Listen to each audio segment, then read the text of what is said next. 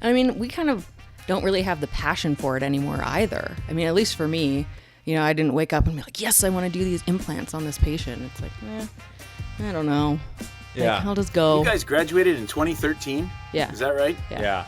And you guys you're already worn out of the passion. I know. I think we're stereotypical, I guess, like millennials, right?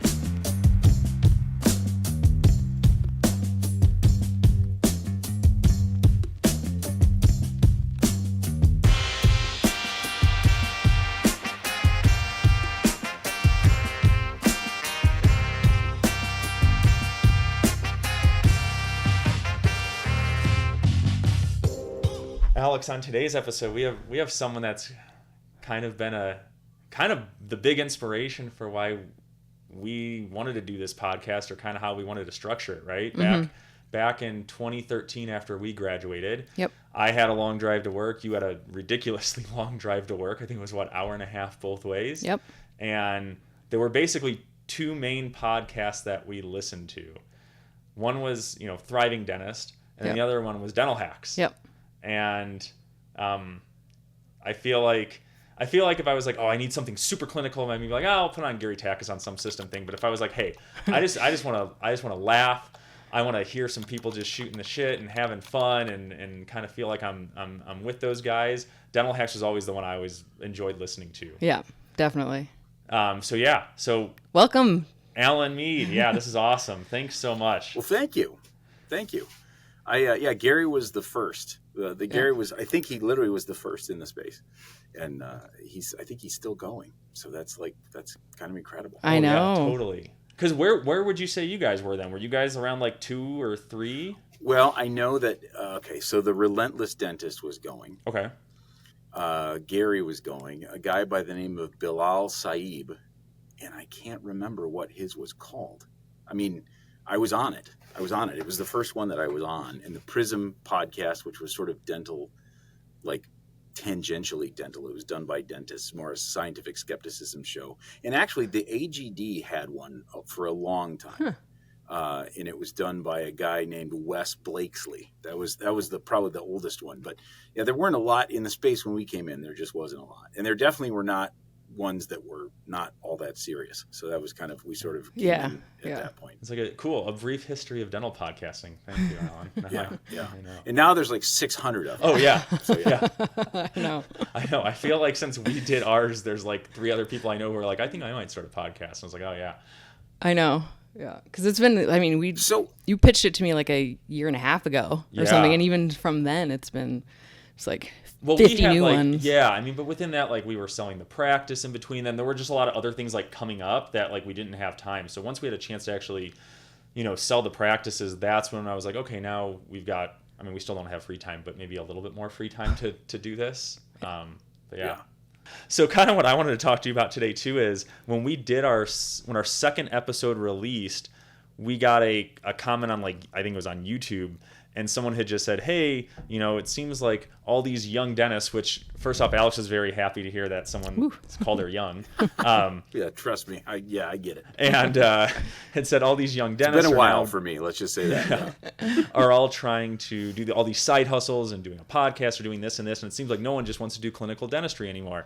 And like, at first, like, in my head, I got a little defensive, and I was kind of like, oh, screw you. And then I thought about it for a second, and I was like, maybe there is a point to that. It does seem like that's more of a thing you see, or a trend that you see nowadays than even when we graduated 10 years ago. And if I talk to other dentists who have been around, 20, 30 years, like, that just wasn't a thing. And so I was like, oh, yeah, we should bring Alan on just because he's been podcasting so long. He's been doing kind of side hustle stuff for a bit. I know you've worked on Facebook groups, right? Other things too, and just kind of like deep dive into why are all of us trying to do everything but clinical dentistry? It is funny because, first off, clinical dentistry is a good living. It really is. I mean, it's like when I'm having bad days, a lot of times I'll have a friend remind me, you do better than most people and you don't work very much. Like dentistry's a pretty good gig, right? It's a well-paying gig, and it's not that hard. It is not digging ditches. So on some level, it's good to have that gig.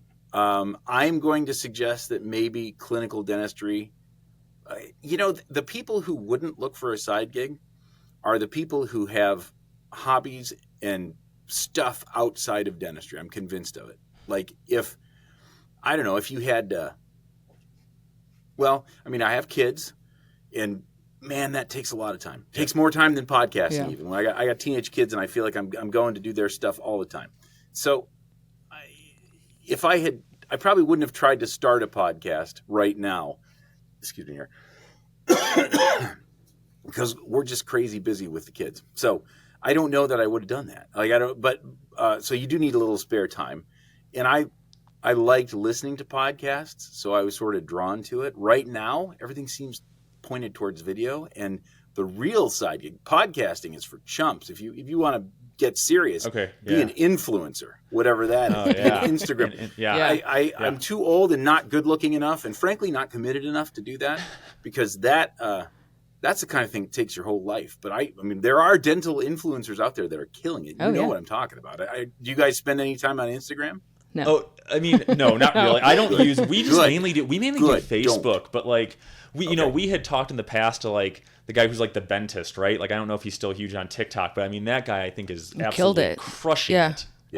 And he just kind of got on. He told us he got on right when TikTok started, and he was kind of the first like professional and dentist that was on the platform making videos, and they had reached out to him and they were like, "Hey, we're trying to grow this." So I think it was like right place, right time. Wow. Yeah, for sure. And I don't know what he makes, but do you guys know Tooth Life Irene, the hygienist? She's from Toronto.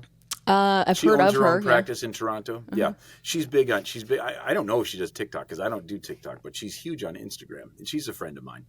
And I mean, literally, that is the side gig. I mean, she does own a practice and she runs a practice. She's a hygienist. She employs dentists. It's kind of a wild situation. But the other thing is, she puts content out like no one's business, and she's got a whole other business where she has people that work for her putting content out. So it's, wow. I mean, she's committed to it, and I think it's working great for her. I don't have the commitment. I mean, do you need a certain?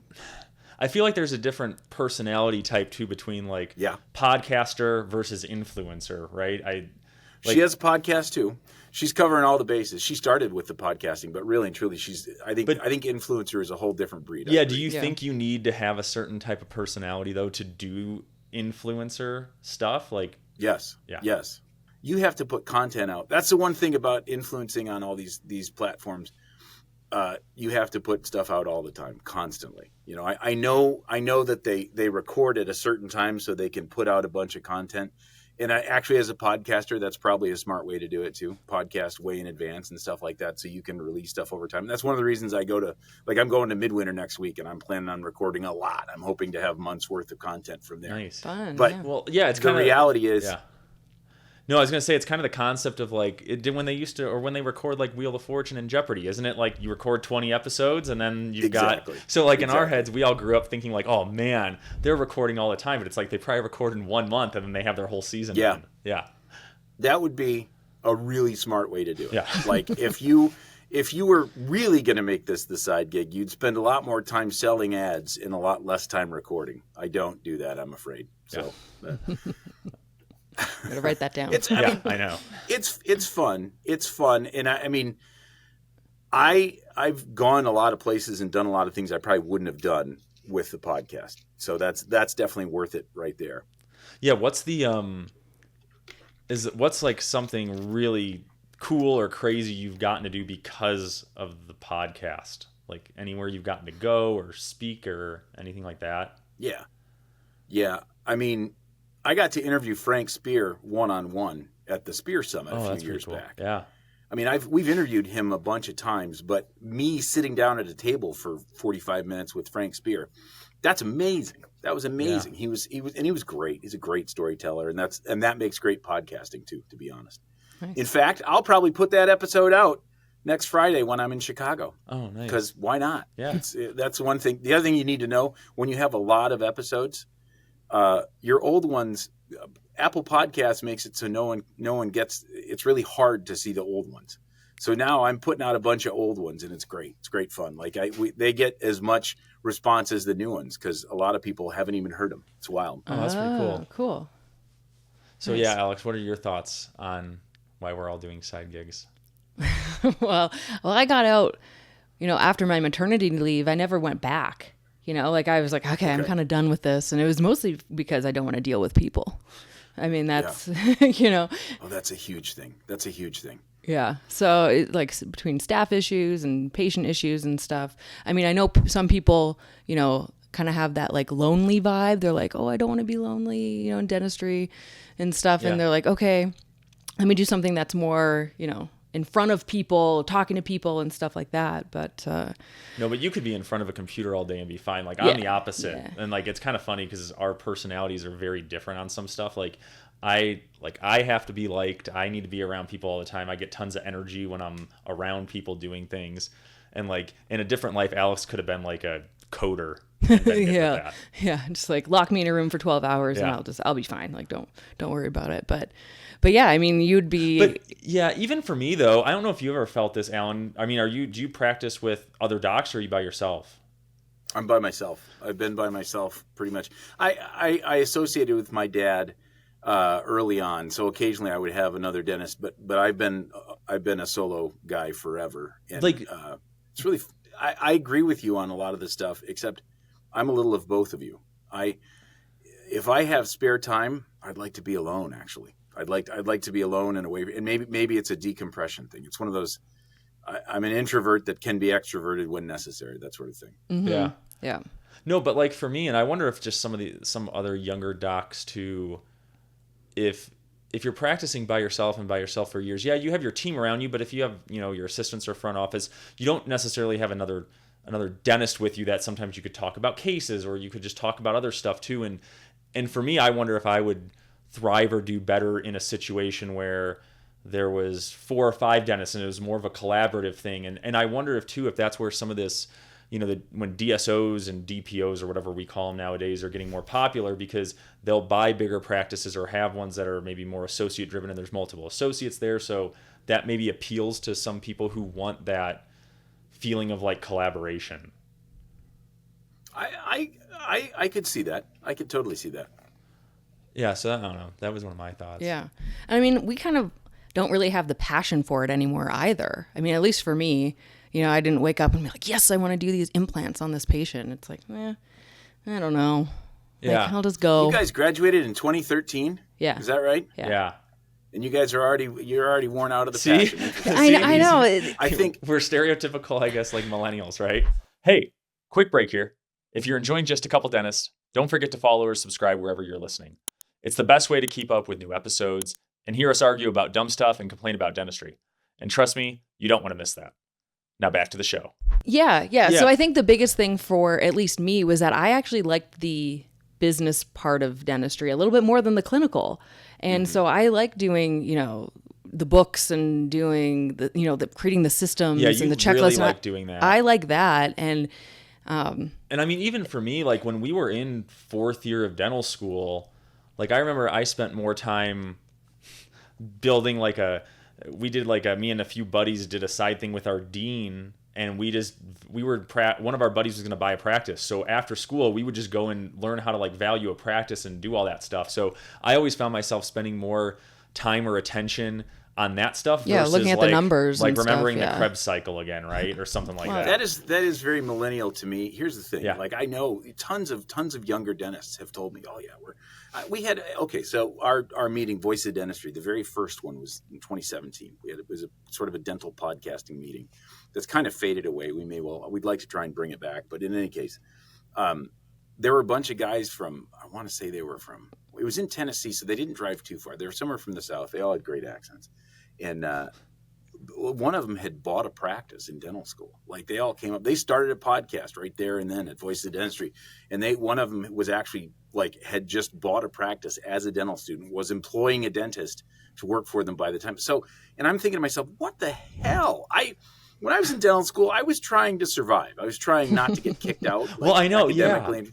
Yeah. So that never would have crossed my mind to do anything. Now, mind you, also a podcast is a very, that was something that existed when you guys were in dental school. Nothing like that existed when I was in dental school. There was, no one, I mean, my dad was a dentist, and I was just going to go in with him, and that was that. I didn't need to know anything about the business. I have to tell you, I'm the opposite. The business stuff has zero interest for me. I don't make enough money in dentistry because I don't care enough to pay too much attention. I like clinical dentistry. I honestly, if I could get a patient who can open real wide and I could be in my microscope, I'd be there all day. That's my favorite. Wow. That's fun. And I even haven't got that hasn't worn out for me either. Like I've been doing this for 27 years. I do like that. So I never figured podcasting was going to be any kind of a side gig. It turned out to be a little bit, but I like clinical dentistry. Like I kind of like that. I don't like, and actually we have really nice people. Like I can't say anything bad about my practice. Staffing issues is the worst. I hate that. I hate hiring. I hate having to do that. I mostly like it, but I don't like what it's becoming because I feel like, I don't know. There's so many times I'm talking with my best friend from dental school, so a couple of old guys, wishing that things were the way they used to be, which is so funny. I can't believe that I'm saying that, but I kind of am. It's wild. So on some level, I feel like you guys are probably better equipped to handle how changes are going to come. I really do. I think someone your age is probably better equipped to handle that. What do you think about that? Yeah, I don't like. Honestly, we had Richard Lowe on a couple weeks ago, right? Sure, and he bought a practice when he was still like in the military, and he had a podcast. He was doing a podcast in his first year of his AGD, and I was like, dude, that's some next level stuff. Like in terms of like what he's trying to do, and I mean, you're right, and we're probably similar-ish age to him too, and yeah, I don't know if for me, maybe our generation just kind of saw a lot of like older dentists and saw people with like, every dentist I talked to had neck surgery or back surgery and it had all these issues, totally. right? Yes. And then maybe because we had more access to either information or opportunities with like, just having the internet and all that stuff, it was like, oh, well, maybe there's other options too. And it is a little bit of like a shiny, a new shiny toy thing too that I think that we get ourselves stuck into. And it's like, oh, well, we could do this, but then we could also do this too. And it's like, dude, yeah. So I don't know. What are your thoughts, Al? The obsession with side gigs, you're not wrong about that. I laugh because, and I brought up the influencer thing because I think even younger than you guys, that is hugely appealing to them because TikTok, basically. I mean, it's so funny to me to think that, well, I'm on Instagram all the time. That is, in Instagram, there's probably not a lot of 53-year-old people that are as obsessed with Instagram. Now, I don't post very much. It's mostly just because it's such a visual medium. But I don't do TikTok at all. And most people are like, oh, I can't believe you're not on TikTok. So like there's a whole world of people, and now they're old enough to be dentists, that's what they see, that's what they know, and that's what they're going to do. It's wild to me. It's absolutely wild to me, and it makes me feel so incredibly old. I'm 53 years old, and I feel like I should be in a walker and be, get off my lawn. Yeah, it's just like unbelievable. Like I said, the fact that I don't have TikTok on my phone, I think is. Do you guys have TikTok on your phone? No, we don't use it. Yeah, okay. I don't ever. I don't ever so use much it. Better. But I mean, I feel like too, I wonder if like when these social media platforms hear like Alan Mead, 53-year-old is on Instagram, if they're like, ah, shit, we're dying out now. Now we're getting this is it. People. Oh, we're done. We're done. Over. We got to start it's like something when Facebook, new. Like when I was in college, it's when Facebook just started, so you had to have a college email to get on Facebook, and I was like, this is the coolest thing ever. And then I remember my younger sisters were like 6 years younger, and a few years later, like, oh, we're on Facebook. And I was like, how the hell are you on Facebook? You're not in college. And they're like, oh, they opened it up to everyone. And so then like younger people I remember when they opened it up to everyone. I was there when they opened it up to everyone. Yeah. And then I remember like 5 years after that, my mom got on Facebook, and then I was like, oh, now it's our time to leave. Yep, now it's older women that now have taken over Facebook. My parents see all this stuff. Like I mean, I have multiple Facebook groups, and mind you, when you said Facebook groups, like that's a side gig, I'm like, that is hilarious. I know there's people that are making money off Facebook groups. Yeah. I don't understand how one would make money off Facebook groups, but there's tons of people that are, and mostly, I think it's the audacity to ask someone to sponsor you, and that's where I struggle. Like, there's a lot of people. Hell yeah, there's a ton of people here sponsor you. the way dental companies advertise, I hope they're listening, except I hope they're not. They have no idea what's effective to sell to dentists. They have no clue. Yeah. But if they think that you're new and cool, they might be willing to try you. I swear to God, that's all it is. And so many of the Facebook groups are not new and cool, but they are different. So it's most of them are, I don't know. Facebook groups are interesting. And I got to tell you, I was on more Facebook groups than I am now. I avoid them because they're just bad for my mental health. They're not good for me. I don't like. It's a comparison engine. I just don't need that. I can't keep doing that. I've been doing that for too long. I just can't do it. Yeah. I know. No, we were. I was joking with one of my buddies too. We got a post came up. I don't know if you ever see these on Facebook, where someone had said like, I do not give permission for Facebook to use my stuff, and I was like, that's how I feel like you can decide if you're actually old if you've posted that and put that on. I haven't but posted for some that reason, yet. It makes me feel like a spring chicken. Yeah, I feel like I don't know if there's anyone under 55 that has put on their Facebook post like, I do not give permission for Facebook to use my information. That's a classic. It's a classic. Yeah. No, that is funny, but I don't know. I think just. Maybe does dentistry sometimes feel like a dead end a little bit? Like you're stuck kind of in a rut? Like there's not, like if you are an associate or just like you own your practice, then it's like, what else? And it's like, I got to do this for 20 years. I don't know if maybe but that really funny is the drive to own multiple practices. That also separates people because like that sounds like torture to me. I'm barely making it with one, and then there's people that own 5, and I'm like, wow, that is a different breed of cat than I am for sure. That's definitely like a young dentist thing where we must have just seen people do that. I think like we grew up and we had heard, we know this guy and they've got like 3 offices and they're making a ton of money. And I think there has been this like push in the last 10 years where it's like, you don't think like people don't think anymore, I want to graduate, I want to go back to my hometown, I want to have my practice and be there. It's how do I scale and grow like 4 offices really fast and then sell them all and make a lot of money. Again, can't relate, but God bless those people, but I just can't relate. That would be the least appealing thing to me of all. And I mean, for us, like that's where we kind of came at it first too. And we're like, oh, we're going to build this empire and do this and this. And then, I mean, I think the one thing that a lot of people miss is that it's not even like double the work once you have 2 practices. It's like 5 times the work. Because even though for us, we found, because at first we were saying, oh, we should build a cluster of offices in Denver where we're at, and then we'll grow them, get associates in. And like you think everything is just easy because like you haven't done it. So you don't know what you don't know. Just copy paste. And it's done. And then once you get in it, and we had 2 offices, and there were even 2 of us, right? Like there were points where like, oh, okay, now this person up here at this office is leaving, and then down here the next day this person is, and then there's an issue with payroll up here, and then the issues just like it was more exponential. It wasn't even like additive. I felt like it just got really tough. And then after the 2 offices, we were like, yeah, there's no way we want to do like 3, 4, 5. That would just I love your honesty. And the story is maybe you're the only one that suffered with that, but I don't believe it. So what you hear is that it's all glory and you build your empire and stuff like that.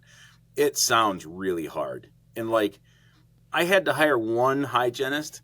I was so stressed for a week, I was losing my mind. I like when I got the resignation of my stalwart longtime hygienist because she'd found a gig closer to home. I'm like, oh my God, just like that's not me. There's some people that clearly have an iron stomach that are perfectly okay with that. I'm just not. But I appreciate that you guys are saying that it's not. I mean, I don't know that even I'm all that good at one practice. So I'm just like, I figured with 2 or 3, I'm like, oh, I'd suck even worse, man. Like it'd be terrible. And I mean, like you got the guy that's been practicing for 28 years thinking, man, I'd love to be an associate right now. I would love to just have someone cut me a check at the end of the day. I just get to go home. Maybe someday I'm going to do that. Cause I have a long commute, and it's fine. I've been doing it for 27 years, and I'm like, boy, it'd be kind of cool to not have a long commute. Imagine that. But that kind of changes like this huge thing. And I feel like I don't really want to start over. I don't know. I'm showing my age a little bit here. I'm impressed though. So how many practices do you have now? So we had 2, or we have 2, had 2. And so we started one in 2017, 2019 for like startups. Okay. So we did the whole like we went to the breakaway courses and did that whole like setup and model for everything. And then that group we were in that I talked about before, a bunch of us had done startups around the same time through that like same consultant, right? And so we just kind of shared best practices. And then last September we partnered or sold, whatever you want to say, to a DSO. And so they're majority owners, and now we're like minority owners in it. Just so now we can do more side gigs, right? Well, the problem is that our side gigs have turned into like careers, like big time stuff. It's like, hey, let's think about this, and it's like, let's just build the software, and it's like, okay, and it's like, okay, let's start this other business. Like our things aren't little. We have like a big problem our whole lives where we like stress ourselves out a ton, and then we're like, okay, I think we're leveled out, and we're like, okay, well, this isn't good enough, let's add more. And we never like no, it's like we have this going on, and it's like, how about this? And we're like, yep, we can do it too. And then we have like 8 things going on, and so our focus is kind of all over the place. I don't want to know what my biological age is, right, from all this stress. So if you're looking to do a side gig, make sure it's not harder than your actual daytime gig, because this is well, I figure we could also go through, okay, so I was trying to look up what are the potential. I had ChatGPT do this, right? Because no one has original thoughts no one anymore. Thinks anymore. Everyone just uses AI. So I was coming up, I was like, what other side gigs could I do, right? Because it's not like I'm doing enough already. And it came up with ones, and I thought we could do some little fun game where we do like a kiss, marry, kill, right? Where it's one you kind of do, then one you would want to do, and then one you just want to dump, right, or get rid of. So I'll go through. I'll give you the 3. And then you can start, Alan, and you'll tell me what you would do, and then we can kind of talk about the rank of them. Okay, so the first one is you can be an insurance claim reviewer for like Delta, say. You could teach at a dental school part-time, or you could be a product ambassador. So like you could work for Invisalign and like speak for them. Interesting. So I got to pick one that I really like, one that I would consider, and one that I would dump. Kiss, marry, kill. So I have a thing. I always thought I would be really good in dental school as a teacher, because dental school warped me beyond belief. Dental school broke me in so many ways, and I've always thought to myself, I could definitely be better than what they were. I could make dental students feel better and help them learn better. That has appeal to me. The brand ambassador, that's the one I kill. The brand ambassador, that's one I kill. Not to say, there are plenty of brands that I feel strongly enough about that I'm happy to have ads and talk about them. I don't know that I want. I was on the speaking circuit before we started podcasting. I spoke a lot about addiction, and I spoke a little bit about social media and stuff like that. And that seemed like such a romantic thing. God, does that suck? That sucks. It's terrible. So brand ambassadors, I'm thinking someone like Josh Austin who has to go speak for stuff. That's my kill. And the idea of, I can't believe I'm saying this, but it's like, I hate insurance companies, and I hate what they've made us become. But the idea of having a remote gig, not so bad. I'm okay. I know, right? Like, send me some x-rays, send me some narratives. I could read those. So that's my kiss. My marry, I could teach at dental school. I could do that. Now, mind you, it's a 2-hour drive from home, closest one, Michigan or Detroit. Both of them are 2 hours. So I'd have to figure out a living organization, or we have to learn how to teleport, one or the other. That would be Let's assume the kill that would be the brand ambassador thing would be kill. Do people actually teach in person now, though? Like, is that still a thing? I have no idea. I don't know. A clinical instructor, you have to, right? Like, you can't. Do you? Maybe not. I don't know. Just take a picture of your selfie of your prep, and I don't know. If the remote, I will say that. I mean, I just have so many dental school memories of like, my day was going to be good or bad depending on what instructor I was with. Oh, God. I remember that vividly. We had, I was lucky because ours was based on different clinics, right? So you were like clinic A through G.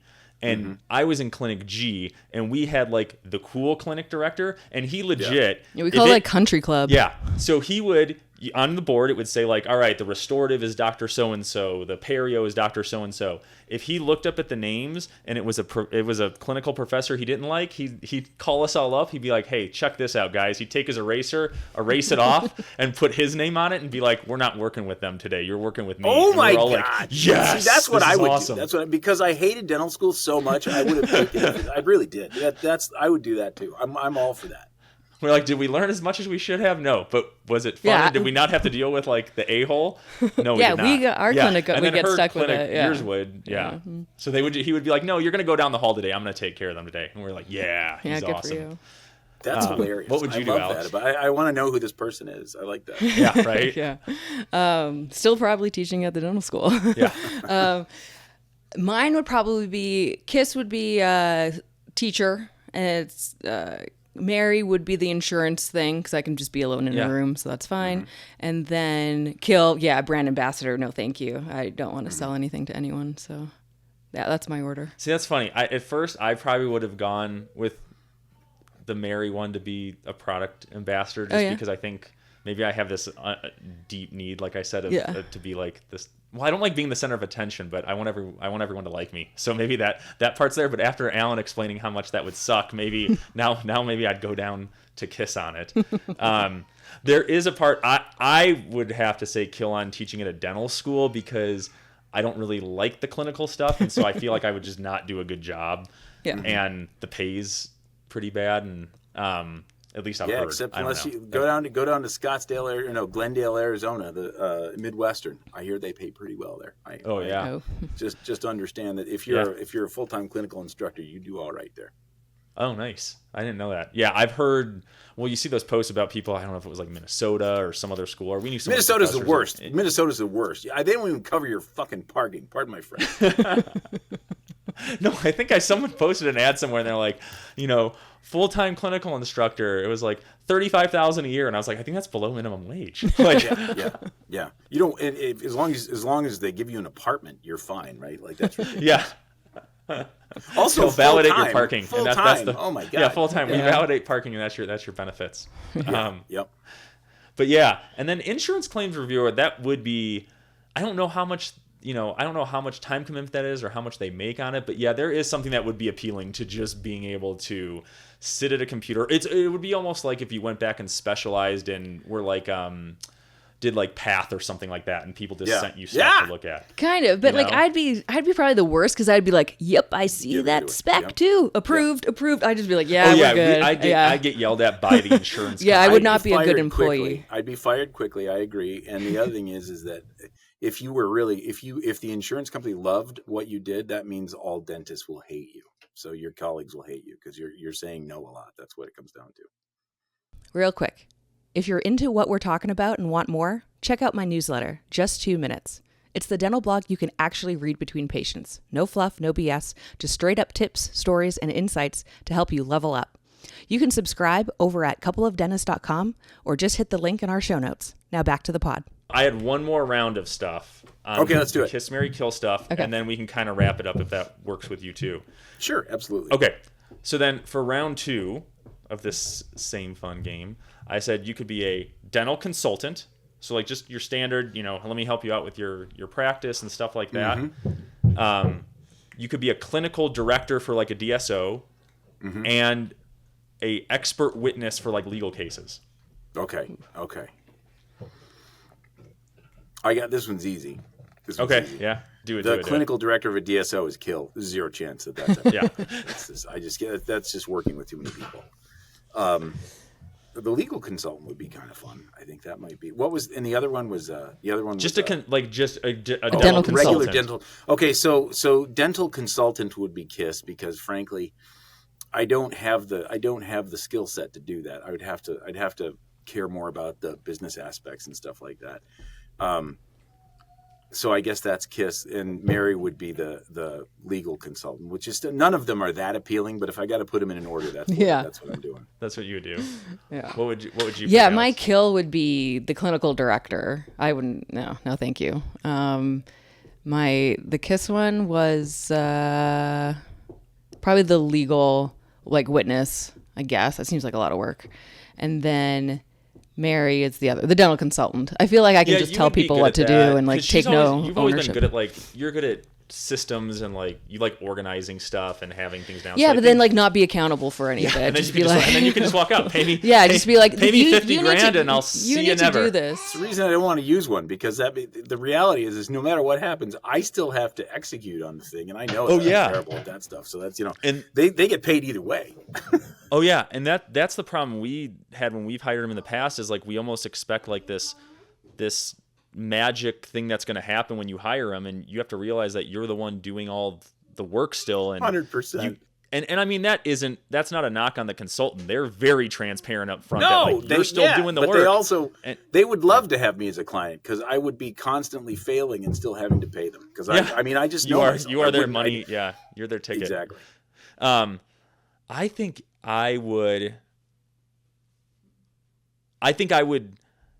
The expert witness thing for legal cases would be cool, but I think I would be absolutely awful at it because it's probably very like detailed and stuff like that. So I would just be terrible at that. Catch yourself in your own lie. Yeah, I would not be good at it, but I'd probably say kiss on that one. Okay. So the clinical director for a DSO on paper could be fun for me because you get to deal with a lot of or dentists and do that. I would probably, though, because it would be for a DSO, I would get fired super quickly because I would probably just be like, don't do that onlay or inlay every time. You're okay with a filling. And then the head of the DSO would be like, why are you telling these dentists not to produce a crap ton? Yep. And I'd be like, right. oops. Yeah, so I would probably fail on that. I had worked for a DSO and Your numbers were terrible. Yeah, my numbers were terrible because I would, if it was like a boards lesion, I was like, I want to do a DO filling. And they're like, oh, but you know why an onlay is so much better here. And I was like, I don't want to do an onlay, man. Like I've never actually talked to someone who lived that. It's always just been sort of a myth to me. But I gotta figure it's one of the reasons that they do what they do. Yeah, I mean, they were very big on. And they were good at trying to convince you why it was so much better, too, and why it would last way longer and it was good. And you know how hard it is when you're trying to put an onlay, like, it's not like I'm some huge person either, but getting your fingers to, like, grab that onlay, even with the sprue on there. I had to have my assistants help because they were just even smaller and had smaller fingers. Like, I feel bad for a guy who's like 6'2" or 6'3" having to try to do that. And I was like, this is so hard to get on. I was like, the filling is fine. It's okay. Yeah. And then a consultant, I mean, I'd probably have fun doing that too because I'd get to go into practices and it would be nice to not have. Well, you like telling people what to do and not being held accountable. My follow through is bad, so it would be an awesome gig because I would tell people to do it and then I don't have to follow through. Yeah, because you're not actually. There's something to that, I think. But no, I mean, I appreciate you coming